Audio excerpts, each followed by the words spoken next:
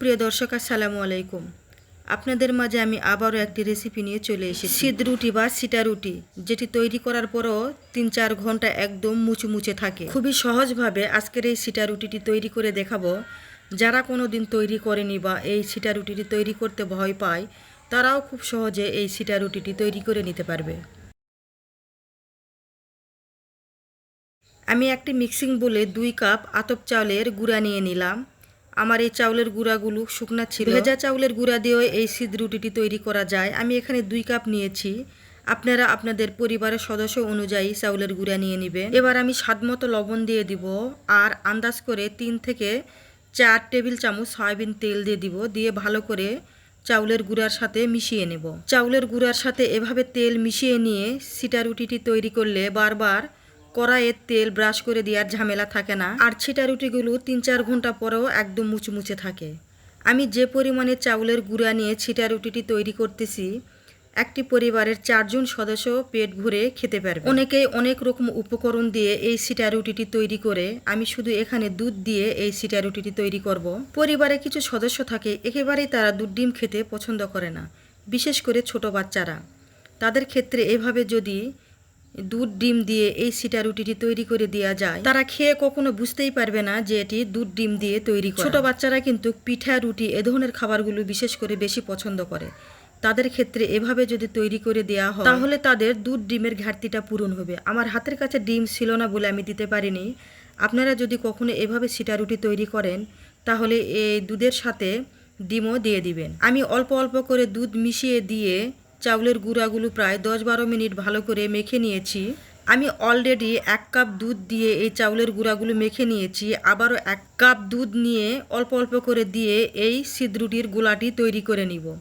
আর আপনাদের দেখিয়ে দিব যে 2 কাপ দুধ থেকে কতটুকু দুধ লেগেছে আর কতটুকু রয়ে গেছে। সিদ্ধ রুটির গোলার ঘনত্বটা দেখুন, আমি দেখিয়ে দিচ্ছি। চিতই পিঠা যেভাবে তৈরি করে সেই গোলার থেকে সামান্য পরিমাণে পাতলা গোলা তৈরি করে নিতে হবে। আমি দুধের পরিমাণ দেখিয়ে দিচ্ছি। দেখুন, 2 কাপ চাউলের গুঁড়ার 1 কাপের একটু বেশি দুধ লেগেছে। আপনারা যদি পানি দিয়েও তৈরি করেন, তাহলে এইভাবেই তৈরি করে নেবেন। আমি আপনাদের একটা বোতলের সাহায্যে সিটা রুটিটি তৈরি করে দেখাবো। এরকম একটা বোতল নেবেন, নিয়ে বোতলের মুখ নিয়ে, আর আমি যে ধরনের সুচটি দেখাচ্ছি এই ধরনের সুচ সবার ঘরেই কম বেশি থাকে। এই সুচ আগুনে গরম করে নিয়ে বোতলের মুখে এরকম 4-5টি ছোট ছোট ছিদ্র করে নিব। এই ছিদ্রগুলো যাতে একদম সূক্ষ্ম ছোট ছোট হয়। আপনারা দেখে বুঝতেই পেরেছেন আমি কত সূক্ষ্ম ছোট করে ছিদ্র করে নিয়েছি।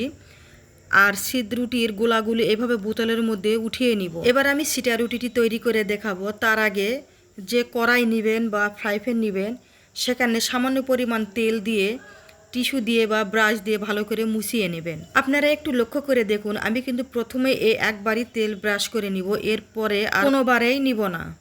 তেল যখন ব্রাশ করে নেওয়া হয়ে যাবে, বোতল এরকম ঝাঁকিয়ে নিয়ে দেখুন এভাবে আমি সিটা রুটিটি তৈরি করে নিচ্ছি।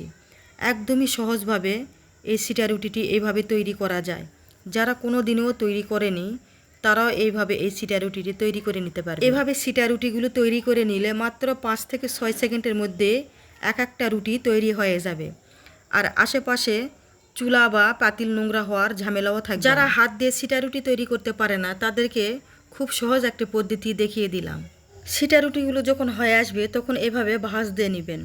সাধারণত সিটা রুটি 4 ভাঁজে ভাঁজ করা হয়। মাত্র কয়েক সেকেন্ডে একদম সহজভাবে সিটা রুটিটি তৈরি হয়ে গেল। আর অবশিষ্ট যে কুটিকাটিগুলো ফ্রাই প্যানে রয়ে গেছে, এগুলো একটি টিস্যু বা কাপড়ের মাধ্যমে উঠিয়ে নিতে হবে। তারপরে আবার সিটা রুটি তৈরি করে নিতে হবে। যতবার এই সিটা রুটি তৈরি করব, ততবারই বোতলটা এভাবে ঝাঁকিয়ে নিয়ে সিটা রুটিগুলো তৈরি করে নিব। একদমই সহজভাবে সহজ নিয়মে সিটা রুটি তৈরি করে দেখানোর চেষ্টা করলাম। যদি আপনাদের কাছে ভালো লাগে তাহলে একটি লাইক দিয়ে দিবেন, কমেন্ট করে জানিয়ে দিবেন, আর বেশি বেশি শেয়ার করে দিবেন। আর চ্যানেলটি সাবস্ক্রাইব করে নিয়মিত আমার চ্যানেলের সাথেই থেকে যাবেন। আর অলরেডি যারা আমার চ্যানেলের সাথে নিয়মিত যুক্ত আছেন, আমার চ্যানেলে লাইক কমেন্ট শেয়ার করে নিয়মিত আমার চ্যানেলের ভিডিও দেখে আমাকে এগিয়ে নিয়ে যাচ্ছেন, তাদেরকে অসংখ্য ধন্যবাদ। আর তাদের জন্য অনেক দোয়া ও ভালোবাসা রইল। খুব সহজভাবে কিন্তু পিঠাগুলো তৈরি হয়ে যাচ্ছে। এরকম সহজ পদ্ধতি কিন্তু আর হয় না। এই সিটা রুটিটি তৈরি করে সকালে নাস্তা হিসাবেও খেয়ে নিতে পারবেন। আটা বা ময়দা রুটির পরিবর্তে এই সিটা রুটিটি সকালে নাস্তা হিসাবে খুব ভালো যায়। আমি কয়েকবার সিটা রুটি এভাবে তৈরি করে নিয়েছি, দেখুন খুব সহজেই রুটিগুলো উঠে আসতেছে।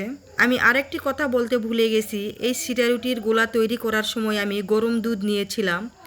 হাতে যতটুক পরিমাণে সহ্য হবে ঠিক ততটুক পরিমাণে গরম দুধ নিয়েছিলাম। আপনারা যদি পানি দিয়ে এই গোলাটি তৈরি করে নেন তাহলে গরম পানি নিয়ে এই গোলাটি তৈরি করে নেবেন। আপনাদের সাথে কথা বলতে বলতে আমার সবগুলো সিটা রুটি তৈরি করে নেওয়া হয়ে গেছে।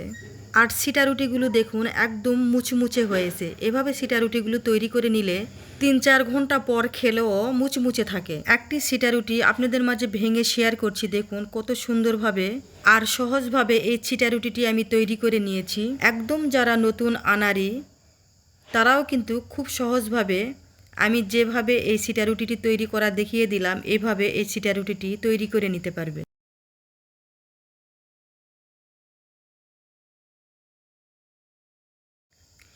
এই ছিটা রুটিগুলো খালি খেতেও কিন্তু বেশ ভালো লাগে। আর সবচেয়ে বেশি ভালো লাগে হাঁসের মাংসের ভুনার সাথে বা গরু মাংসের ভুনার সাথে খেতে। আর ছোট বাচ্চাদের ক্ষেত্রে ঝাল জাতীয় জিনিসের সাথে যদি ওরা খেতে না পারে তাহলে সসের সাথে এই সিটা রুটিটি দিবেন, দেখবেন তারা পেট ভরে খেয়ে উঠবে। আজকের এই ভিডিওটি কে কোথায় থেকে দেখছেন আর রেসিপিটি কেমন হয়েছে ছোট্ট করে একটা কমেন্ট করে জানিয়ে দিবেন। আজ এ পর্যন্তই বিদায় নিয়ে নিচ্ছি। আমি আবারও আসবো নতুন কোনো রেসিপি নিয়ে। ততক্ষণে আপনারা ভালো থাকবেন, সুস্থ থাকবেন। আসসালামু আলাইকুম, আল্লাহ হাফেজ।